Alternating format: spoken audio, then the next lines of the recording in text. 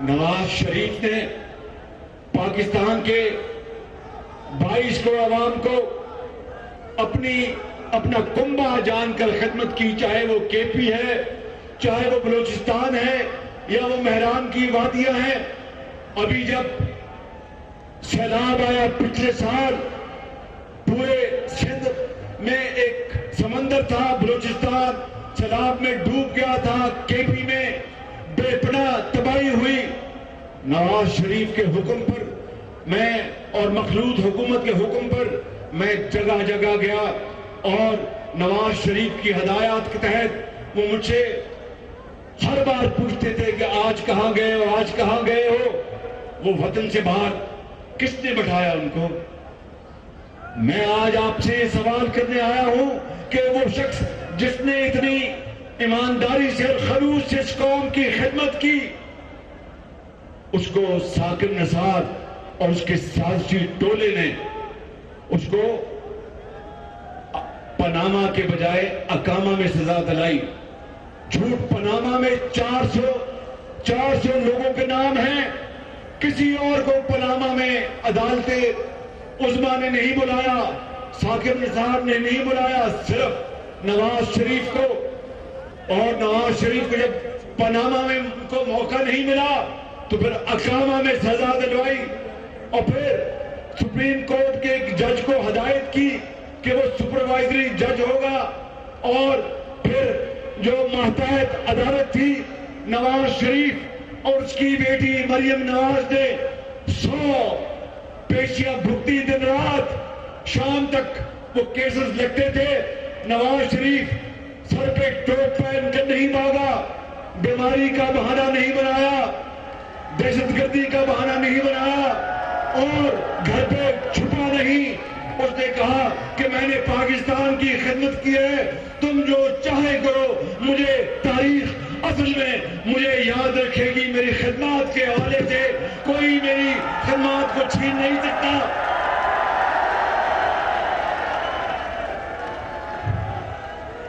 اور آج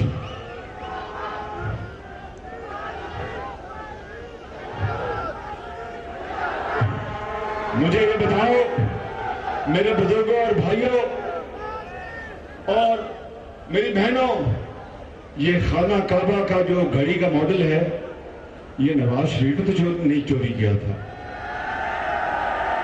خانہ کعبہ کے ماڈل کی گھڑی نواز شریف نے دبئی میں تو نہیں بیچی تھی، اس کی جعلی رسید نواز شریف نے تو پیش تو نہیں کی تھی، لیکن یہ ثابت ہو گیا عدالتی فیصلے کے ذریعے، چاہے وہ ایل ڈی اے کی زمین کا معاملہ تھا، جج نے لکھا اپنے فیصلے میں کہ نواز شریف بے گناہ ہے، اور اس کو غلط طور پر جھوٹے الزامات پر اس کو سزا دلوائی گئی۔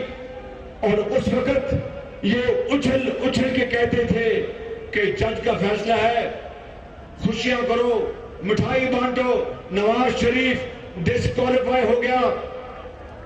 قدرت کا نظام، اللہ سے ہر وقت ڈرنا چاہیے، خدا سے ہر وقت رحم مانگنا چاہیے۔ کہتے ہیں کہ دشمن کے لیے بھی آپ بد دعا نہ کریں، لیکن جنہوں نے اس ملک کے ساتھ، میرے ساتھ نہیں، نواز شریف کے ساتھ نہیں، 22 کروڑ عوام کے ساتھ ظلم کیا، چین سے دوستی خراب کر لی، چین کو تانے دیے، اور برادر ممالک کے ساتھ برادرانہ تعلقات کو تباہ کر دیا، وہ اس زمانے میں کہتا تھا کہ میں ان کو چھوڑوں گا نہیں، یہ چور اور ڈاکو ہیں۔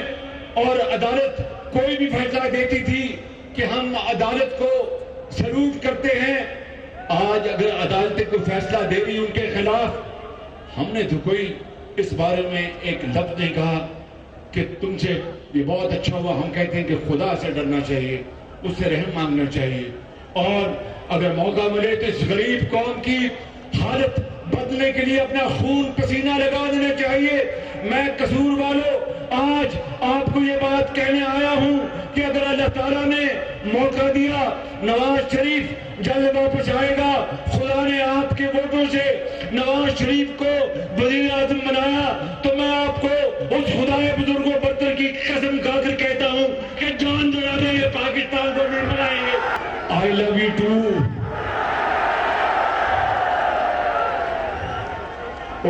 جیسے فرشتے تجھ سے کیسا ناتا،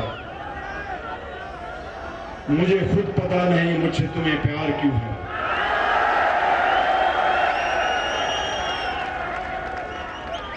میرے بزرگوں، بھائیوں اور نوجوان ساتھیوں، میری بہنوں، آپ کو اچھی طرح علم ہے کہ عمران نیازی کے دور میں گندم سکینڈل ہوا، پہلے گندم باہر بھجوا دی گئی، پھر واپس لے آئے۔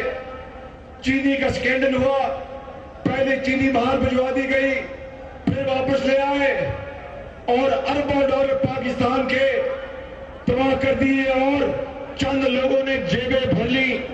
اس کا کیا ہوا؟ کسی نے پوچھا؟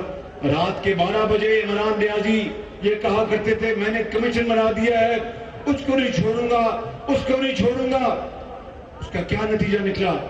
اور میں بڑے انکساری سے، بڑی عاجزی سے عرض کرتا ہوں کہ 16 مہینے جو مشکلات اور چیلنجز ہم نے دیکھے، چاہے وہ مہنگائی ہے، یاد کرو نواز شریف کا زمانہ، مہنگائی صرف اس زمانے میں 4% تھی، اس کے بعد جو 4 سال گزرے اس میں کیا ہوا؟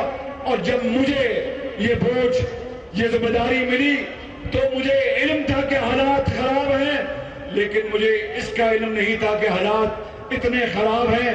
لیکن شہباز شریف آپ کا بھائی ہے، کسی کا بیٹا ہے، کسی کا بھائی ہے اور خادم ہے آپ کا۔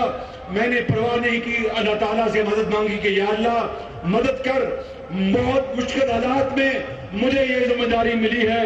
میں 16 مہینے میں کچھ زیادہ نہیں کر سکا، لیکن جو کچھ خدمت کی ہے وہ آپ کے سامنے ایمانداری سے رکھنا چاہتا ہوں۔ جب سیلاب آئے پچھلے سال تو دن رات پاگلوں کی طرح ہر جگہ پہنچا اور 100 ارب روپے پاکستان کے خزانے سے لیے اور سندھ اور بلوچستان اور کے پی اور پنجاب میں ہم نے ان متاثرہ خاندانوں کو تقسیم کیے۔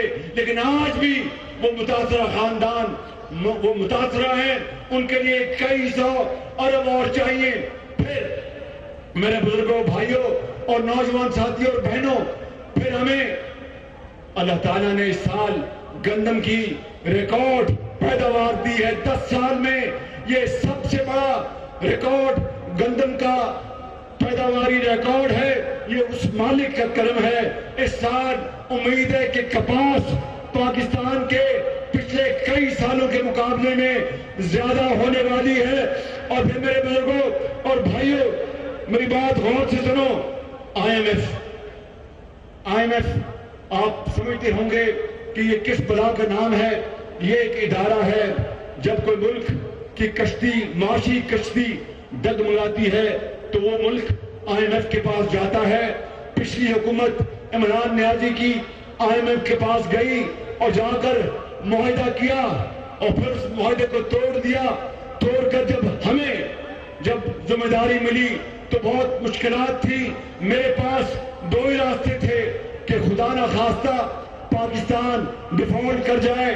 ڈیفالٹ کا مطلب یہ ہے، سننے کھڈیا والوں کے عظیم بزرگوں، نوجوانوں، آپ اچھی طرح جانتے ہیں، مگر میں آپ کو بتانا چاہتا ہوں، اگر کوئی ملک ڈیفالٹ کر جائے تو پھر سری لنکا کی طرح دوائیاں نہیں ملتی، بازار میں دوائیاں غائب ہو جاتی ہیں، پھر آٹا چینی نہیں ملتا، بازار میں لائنیں لگ جاتی ہیں، پھر ڈالر گھروں میں چھپا لیتے ہیں، ڈالر نہیں ملتا، پھر برآمدات اور درآمدات بے پناہ متاثر ہوتی ہیں، پھر کوئی ملک، کسی اور ملک کا بینک وہ اس ڈیفالٹڈ ملک سے کاروبار نہیں کرتا، پھر صنعتیں ان کی چمنیوں سے دھواں نکلنا بند ہو جاتا ہے اور لاکھوں لوگ بے روزگار ہو جاتے ہیں۔ یہ ڈیفالٹ کے وہ خوفناک نتائج تھے۔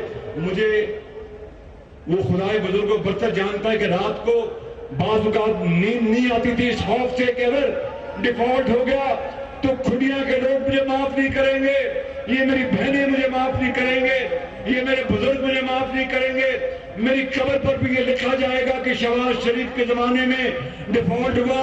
حالانکہ شہباز شریف وہ ہے جس نے پنجاب میں لیپ ٹاپ دیے، مفت دوائیاں دی اور لاکھوں بچوں کو وظائف دیے، سڑکیں بنائی، ہسپتال بنائے، PKLI بنایا اور پاکستان पंजाब के कोने कोने में दानिश स्कूल में आए और खिदमत के लिए